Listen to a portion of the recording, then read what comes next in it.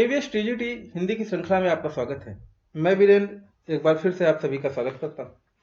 काव्यखंड हम लोग पढ़ रहे हैं और काव्यखंड में पहला चैप्टर है जो कि आपके सिलेबस में दिया गया है, कबीर जी।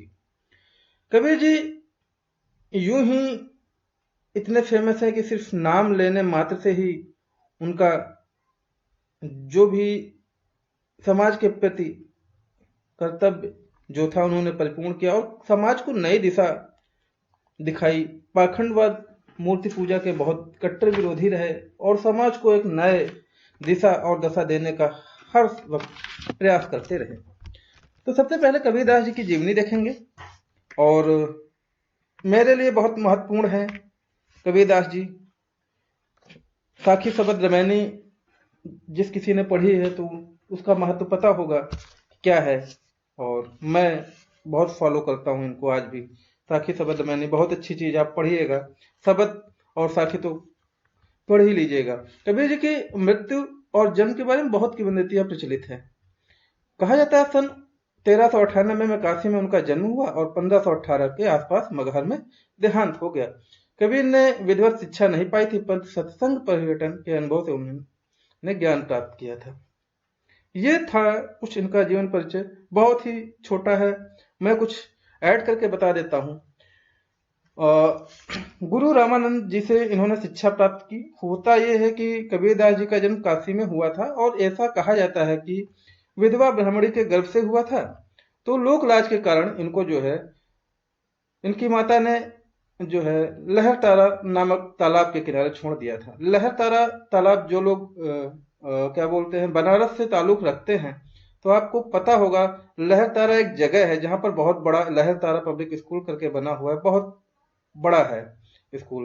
और मंडवाडी जो रेलवे स्टेशन है उसके थोड़ा सा ही पास में है, DLW मंडवाडी, वहां से लहरतारा है, मैंने देखा है, मैं गया हूं वहां पर, आप देखिएगा काफी अच्छा है। और उसके बाद में वहां से नीरू और नीमा दो जुलाहे थे, तालाब में कुछ काम कर रहे थे, तो वहां से उनको ये कबीरदास जी की प्राप्ति हुई। तो उस समय वो उठा के इनका पालन पोषण करने लगे। शिक्षा दीक्षा, चूंकि नीरू नीमा गरीब जुलाहे थे तो उनसे हो नहीं सकी, तो उन्होंने जो है सोचा कि अब क्या किया जाए। तो फिर उन्होंने जो है सोचा कि छोटी जाति में जन्म हुआ है तो करें तो क्या करें। तो ये रामानंद जी के पास गए और रामानंद जी ने इनको शिक्षा दीक्षा देने से मना कर दिया कि भाई आप छोटी जाति से हो, मैं आपको शिक्षा नहीं दे सका। तो कबीरदास जी थोड़ा बुद्धि से बहुत ही तेज थे। उन्होंने रामानंद जी को देखा कि वो हर रोज सुबह 4 बजे गंगा स्नान के लिए आते हैं। एक दिन ऐसा हुआ कि कबीरदास जी ने यह सोचा कि हमें इन्हीं को अपना गुरु चुनना है। अगले सुबह वो जिस रास्ते से जाते थे गुरु रामानंद जी, उसी गंगा घाट की सीढ़ियों पर लेट गए। सुबह का वक्त था, रामानंद जी गए और देख नहीं पाए और इनके ऊपर, कबीरदास जी के ऊपर उनका पैर पड़ा और पैर पड़ते ही उन्होंने कहा, उठो बच्चा, राम नाम कर जप करो। और इस तरीके से उन्होंने इनको अपना गुरु स्वीकार कर लिया। कहते हैं कि ये तो सन लिखा है 1398 और 1518, अगर इसको सम्मत देखा जाए तो इसमें सम्मत अगर किसी भी सन में 57 साल जोड़ दिए जाते हैं तो वो सम्मत हो जाता है। इनके बारे में एक दोहा है कि 1455 साल भय चंदावर एक ठाठ है, जूट जेठ सुदी बरसात को पूरन मासी प्रकट भय। कबीरदास जी को, ठीक है। तो ये दोहा है, आप दोबारा सुन लीजिएगा वीडियो को रिवाइंड कर कर। और इस तरीके से ये कुछ इनकी 3 रचनाएं हैं, साखी शबद और रामायणी। भक्ति काल निर्गुण संत परंपरा के प्रमुख कवि कबीर की रचनाएं मुख्यतः कबीर ग्रंथावली में संग्रहित हैं, किंतु कबीर पंथ में उनकी रचनाओं का संग्रह बीजक ही प्रमाणिक माना जाता है। बीजक में करीब 7 पद थे, जिसमें से बहुत सारे पद अभी मिले नहीं हैं। कुछ रचनाएं गुरु ग्रंथ साहिब में भी संकलित हैं। कबीर अत्यंत उदार, निर्भय तथा सदगृहस्थ संत थे। राम और रहीम की एकता में विश्वास कबीर ने ईश्वर के नाम पर चलने वाले हर तरह के पाखंड, भेदभाव और कर्मकांड का खंडन किया। उन्होंने अपने काव्य में धार्मिक और सामाजिक भेदभाव से मुक्त मनुष्य की कल्पना की।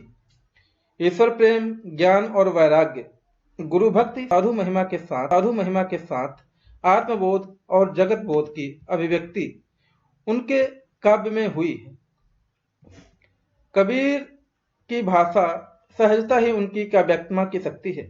जन भाषा के निकट होने के कारण उनकी काव्य भाषा में दार्शनिक चिंतन को सरल ढंग से व्यक्त करने की ताकत है। कबीरदास जी की जो भाषा थी वो सदुक्कड़ी है। कहीं पे अगर लिखा आ जाए कि सदुक्कड़ी भाषा किसकी है तो कबीरदास जी की है। यहाँ संकलित साखियों में प्रेम का महत्व, संत के लक्षण, ज्ञान की महिमा, बाह्य आडंबरों का विरोध आदि भावों का उल्लेख हुआ है। सबसे पहले शब्द पद में हम बाह्य आडंबरों का विरोध एवं भीतर ही ईश्वर की व्याप्ति का संकेत है। दूसरे शब्द में ज्ञान की आंधी के रूपक में सहारे ज्ञान के महत्व का वर्णन है। कबीर कहते हैं कि मनुष्य अपनी दुर्बलताओं से मुक्त होता है। तो ये कुछ कबीरदास जी का जीवन परिचय, बहुत ही संक्षेप में। मैंने ज्यादा इसको बड़ा नहीं किया क्योंकि कबीरदास जी के बारे में जितना आप जानेंगे वो उतना विस्तृत है। सागर है एक, और उसमें हम लोग एक छोटी सी मछली के बराबर भी नहीं है। चलिए, का जीवन परिचय यहीं खत्म होता है। इनके पद के साथ में मिलेंगे नए वीडियो के साथ में। जो भी नए व्यूवर हैं देखते रहिए वीडियो को, शेयर सब्सक्राइब कर दीजिए और लाइक करते चलिए, क्योंकि इससे हमारा विश्वास। मिलते हैं नए वीडियो के साथ में, तब तक के लिए।